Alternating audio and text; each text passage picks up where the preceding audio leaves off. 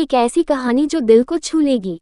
एक बहुत ही मेहनती और ईमानदार लड़का था जो कि बहुत ही ज्यादा गरीब था। वह दिन रात यही सोचता था कि वह खूब मेहनत से पढ़ाई करेगा और एक अच्छी सी नौकरी लेकर अपनी एक कार खरीदेगा। वह जब भी रास्ते में कोई कार देखता तो वह सपनों में खो जाता और सोचने लगता कि मुझको को अपनी कार नसीब होगी। उसने ग्रेजुएशन करने के बाद एक नौकरी करनी स्टार्ट कर दिया।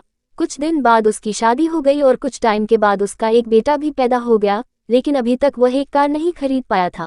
वह कुछ न कुछ पैसे जरूर जमा करता और एक दिन जब उसको लगा कि वह अपनी कार खरीद लेगा तो उसने अपने सारे पैसे से एक कार ले लिया। दिन वह अपनी कार को खूब रगड़ रगड़ के धो रहा था, तभी उसका बेटा आया और उसने उस पर कुछ पत्थर से लिख दिया। उसने जैसे ही देखा कि वह कुछ लिख रहा था वह उसको पीटने लगा और उसको ले जाकर कमरे में छोड़ दिया। वापस आकर फिर से वह अपने कार को धोना शुरू कर दिया। फिर वह उस जगह पहुंच गया जहां उसका बेटा कुछ लिख रहा था। फिर उसने देखा कि उसका बेटा पत्थर से क्या लिखा था। उसके बेटे ने पत्थर से लिखा था, आई लव यू पापा।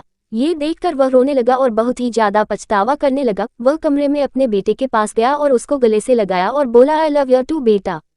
दोस्तों, इस कहानी से हम लोगों को यही सीख मिलती है कि गुस्से में लिया गया निर्णय कभी सही नहीं होता है, इसलिए हम ऐसा कुछ काम न करें कि जिसका पछतावा हमको बाद में हो।